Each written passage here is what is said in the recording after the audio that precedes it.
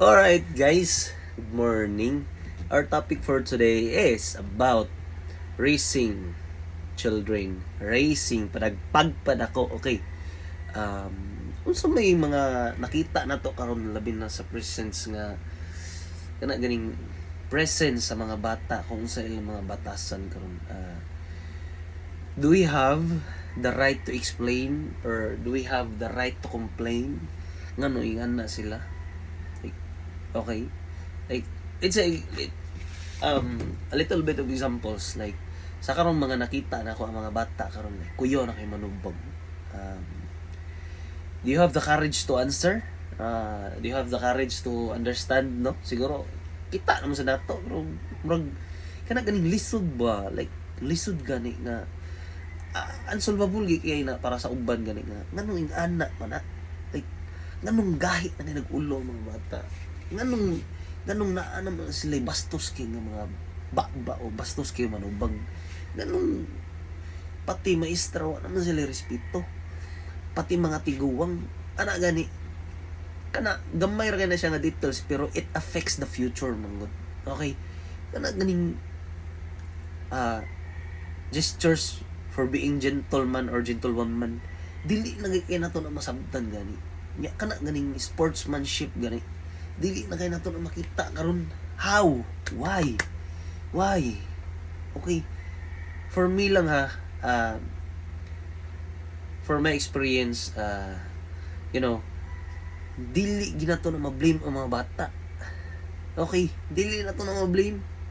For me lang ha, let's say ang edad like 1 to 10 ana or 1 to 12, let's say, dili na to na ma-blame ang bata kay naa nay teacher niya kanang edad naa siya teacher ana. Okay, 1 to 6 years old or 1 to 5 years old ang teacher ana niya ang iyang parents, but 5 to 12 years old daghan na siya teacher. Okay, kay siyempre pag edad og 5 inyo naman ang paeskwelahon. So, naana na siya teacher nga maestra, which is the teacher sa iyang classroom. Then, naana po siya teacher sa iyang classmates. Which is, for example, makita siya classmates mo, ana man ito nga unexpectedly teaching your child. Kana gani, kanang nakita siya nga mali to, pero gibalik-balik og buhat.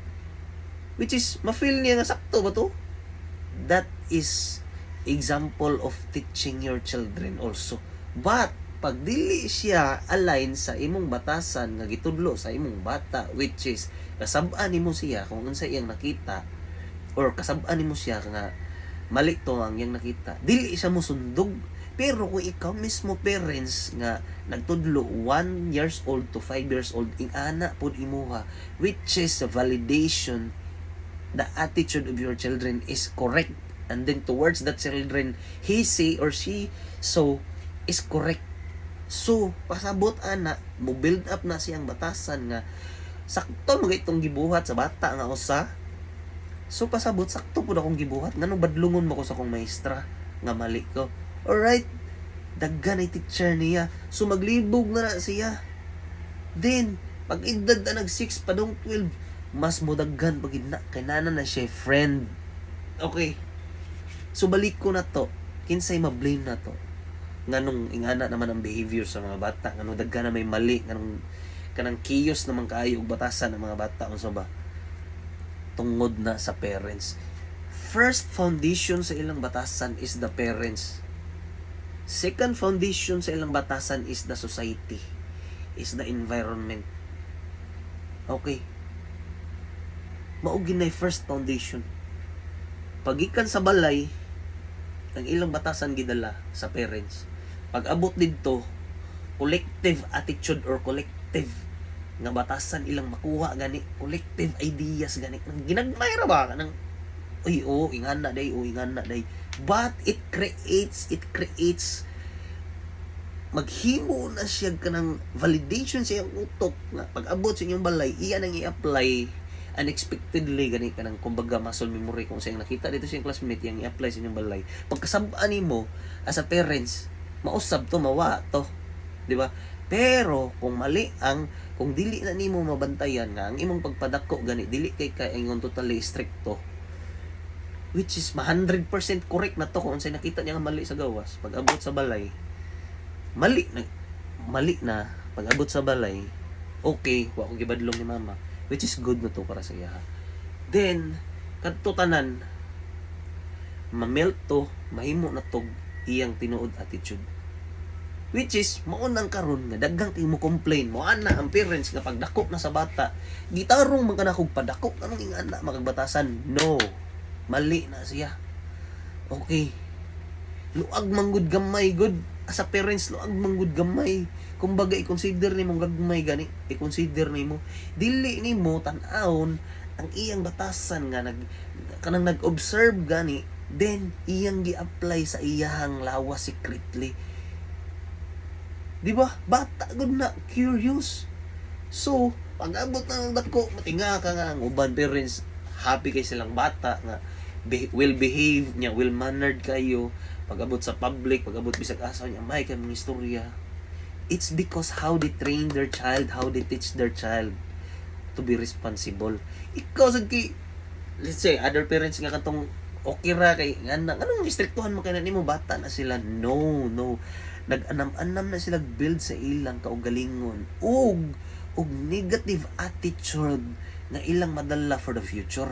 Then pagdako ana nila dili na nimo mausab lagi labi nagnaana na saktong buot let's say ibutang natog 16, 17, 18 ikaw pa may himong bastos ana. Promise, ikaw pa himuog buang ana sa laing tao. First blame pag abot sa eskwelahan ay problema si mama manggod wa man kunya ingna. See? Mao na pinakadakog impact sa parents nga kumbaga i-consider lang ninyo kay ma-feel ninyo mag-istrikto mo mali na og masakitan mo kung inyong bunalan inyong bata, which is mali gina siya bay.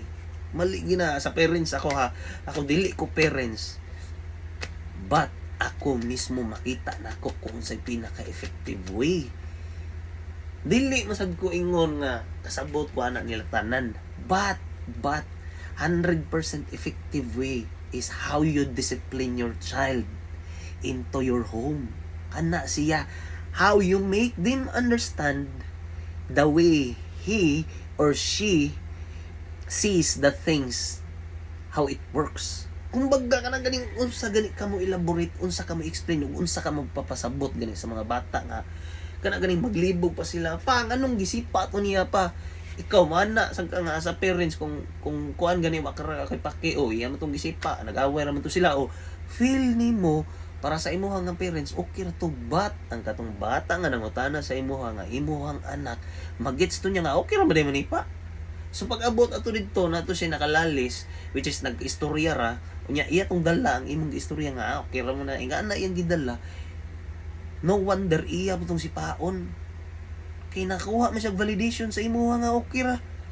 Then unexpectedly wala to gituyo sa bata kay ang parents mismo ni ingon or ni allow dili gid sa ingon nga okay, but allow siya nga okay ra na sa imong gestures nga wala nimo siya gisagda or wala nimo siya giuwang. Ay mali magud na ni anak ra man ka nga ingana ra man mga tong pag-abot dito troublemaker na yung bata lawa man ako itudlo diha na siya diha may nakitang duklo na nga pagka-parents ing anang mahitabo.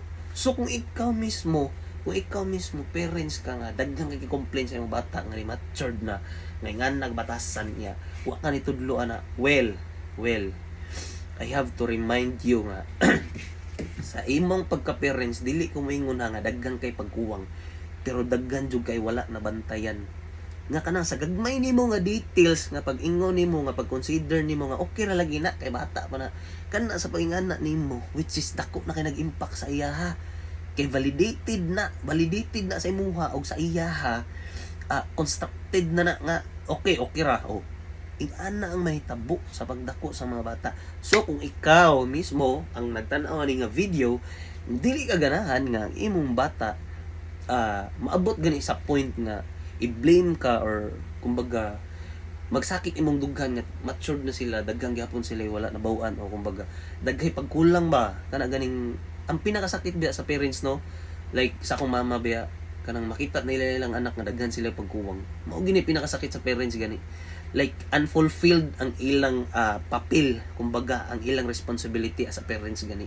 Unfulfilled nga magtan-aw sila sa ilang anak nga kanang daghay pagkuwang. So, kung ikaw karon nga nagtanaw ani nga video, hope you realize nga dapat sayo pa di ay ma-explain ka bisan pag unsa ka busy, you have to make your son or daughter or siblings to understand everything, no matter what, how stubborn your kid is.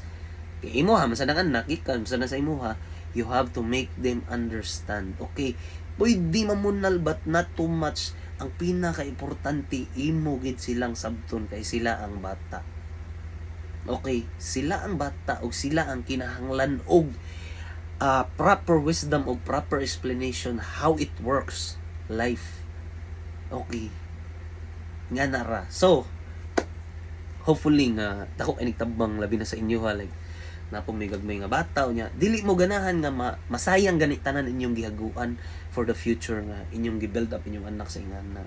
Like it doesn't matter kung ingnon mo sa inyong silingan, unsa man imong silingan ay nga stricto sa man kanang silang anak niyon, yet stricto na karon, but for the future sila mismo mo ana na sila ubutan no datong bata nila sana napadako ginilag may ing ana na mga kinabuhi sa mga chismos.